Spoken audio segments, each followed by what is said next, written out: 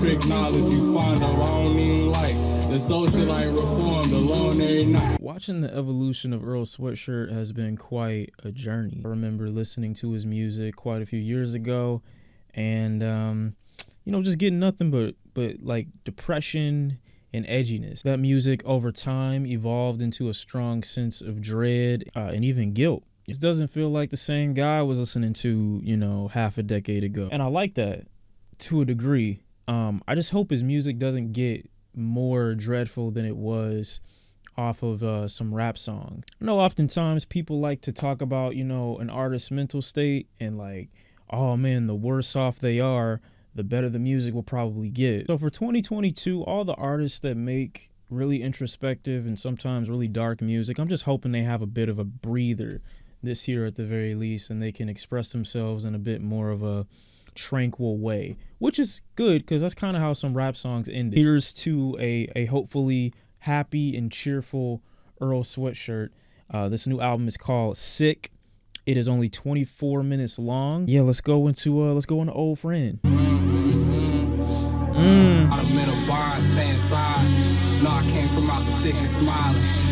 All right, already off the rip, he's way more energetic than his last few records. He's way more like that mic presence, that emphasis, like, all right, bitch, I'm back. Like, I'm here. Like, I feel that already. Count no blessings, I sure as shit can measure. Link up for some feasible methods to free yourself. Split it with my hand like cigarettes. I held a page, gave the book ears. Whisper thank you. What do you say? I held the page, I gave a book ears. Oh man, this thing is crazy. Just thinking about it from that perspective is dope. Like a book being a great listener. Old Friend was a great track, great opener. Earl Sweatshirt, very, very present, a lot of energy. Well, more energy than he normally gives or that he's been giving for the past couple records. It just feels like off of the opener already, he's no longer in the same frame of mind. I wouldn't say it's happy, but it's definitely beyond where he was. I imagine his last records is just like quicksand of dread, and that's it. This is like, this intro, basing it off just the intro alone, it's almost like he took his first step out of what was dragging him down. The second track is 2010. 03, mama rocking Liz Claiborne, had her stressing up the wall playing Mary J songs. Rainy day came, currents and stains on cup running over the brim. Bust open, there's no closing it. I like 2010 because it's like, even the content is introspective to a degree, but it's not like, but it's nowhere near as dreadful as it was before. It's a bit more relatable. His flows and the rhythm that he's kind of, you know, keeping and maintaining make this a little bit more palatable than normal. You know, Late Night with a Girl, you know, it's far more relatable than Earl's earlier stuff. Sick, track number 3. Like I'm Spider-Man. Felt it on the limb. You were falling asleep again. Take it on the chin. So the beat structure here is probably my favorite part about it. You know, you got the piano, you got some drums. It's almost giving me like a almost trap-esque Earl in a way. This music is much more contemporary, but it is still gonna scare the hoes. Vision featuring Zell. I put that shit in a pail. Make sure my mama do well. I held your hoe with a spell. Tragedy. So like again that the piano is such a heavy part of this track. It's just throwing me off because he sounds like he's drunk. I don't know if it's like a drawl or if he's like, he's not really slurring. He just sounds like off center. You know what I'm saying? Like his equilibrium is off and he's rapping while he's swaying and he's almost falling over. Like it sounds like that. I'm trying to catch him and like a rhythm. It feels like he's off rhythm, but he's not, or off balance. I had to vision myself. It caught me at a standstill. I picked up a penny and left. From what I can get from Earl, it seems like he's just recounting everything that he's been through, recounting current events. I do like the bird's eye point of view perspective a lot more too. It definitely helps me kind of look at him as if he's outside of that situation that he's recounting. This is more what I want as far as the material, for him to not be, you know, in that same space, because it clearly feels like he's at least somewhat removed from it. Oh yeah, I like this. I like the way the vocal sample comes in too. Just the way it's being used, the way it's peering in. I like that. Oh, you still going? Bury me in a ball shoe. Give my babies my rhyme books, but tell them do you. Room, my pack loud, cut right through. for your non in the booth, so you ain't getting moved. I don't. There's a lot to unpack about Billy Wood's verse, about how like aggressive it is, how confrontational it is. He's also talking about what to do and instructing people like how to bury him properly, what to give to whom, insinuating other rappers are trash. I like his Pack Loud bar too, because it's almost like, from what I got, like a triple entendre. Ice sheet break, I couldn't wait. All I could say to the times that I couldn't freeze frame. It's hard to sometimes follow what he's saying too, because the vocal sample, the way it's coming in and the loop is coming in and the way the piano keys are just kind of flowing. I like how self-confident Earl was in his verse on that track too though. He seemed really content with his position. And really, why wouldn't you be when you come from the things that he's discussed in his music? When you come from that place, it's like, what can stop you? What can stop you then? Track number 6 is Lie. Okay, so it transitions. Thinking mama where the love went. With every triplet of trips around the sun, some of the slugs get thick. I'm chipping away. I'm gonna be real with you. I don't give a fuck what he's talking about right now. Even though I do care, it's really hard to care at the same time when these horns are perfect with the vinyl cracks in the background. It adds such a vintage feeling to the song. His flow is great. Longer you can stand it, the straighter it's gonna be. I like that. I like that. I like that. I like that. I like that. I like that. That's crazy. I don't know if it's a chemical or an ingredient that they used to use in like texturizers or perms or S curls, and so like the longer you leave it in your hair, it's supposed to like burn like a lot, and it's supposed to like straighten out your hair. It's supposed to like turn thicker hair and like break down the protein, which is like the idea of a texturizer or whatever. But like I think the sensation or whatever that makes it burn is the ingredient. That's the name of the song. And I just like how at the end he references like, oh, the longer you can stand, you know, the burn or the pain, the straighter like the path might be. I like that. I like that a lot. Track number 7 is Lobby. God damn. I don't. God damn. Heavyweight on my back.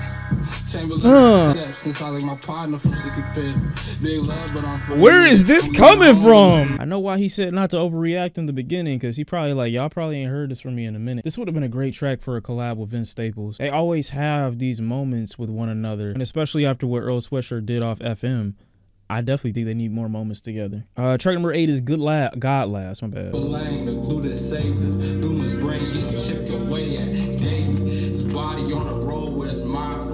It's really hard to break away from the songs that are drawing you in, because they like demand so much attention, or they just capture you and they throw you into like this little, I don't want to say the word kaleidoscopic again, but I'm gonna say it. Thermal vision. Like, this song is so warm. It's colorful, but it's also like really void of personality, to a point where if I'm seeing things or I'm seeing people, I'm seeing them with like this really colorful thermal vision where all I'm seeing are silhouettes of people, but not perfectly clear images of them. And I know that probably doesn't make any sense, but given the sound of what this song is and how Earl's voice is kind of layered into it, I feel like I'm being instructed down like this pathway where I see all these figures, but I can't exactly pinpoint who they are. I know it's probably just a reach, but like, I don't know. That's what I see. His voice is almost like a guy where it's almost like, trust me, I've been through this hole before. I've been through this tunnel before. Just hear what I'm saying. You'll get through it. Track number 9 is Titanic.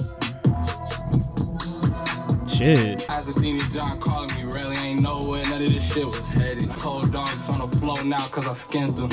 On the 10 East, you know we get it. Iceberg Mac kind of I like it. I like the song, but it's hard to get into just because I'm expecting, I guess, the abstract Earl. You know, the Earl that isn't really follow the rules when it comes to beats like this. It definitely feels a bit more nocturnal, you know, like he's a bit more of a threat. Like he's coming for revenge, or he's, you know, coming to spin somebody's block almost. This is not the song I will be playing. But you know how people be like, you know, I'm gonna spin your block. Maybe Earl Sweatshirt's like, I'm gonna sink your ship. Titanic. Am I reaching? Am I reaching? Fire in the Hole is the final track.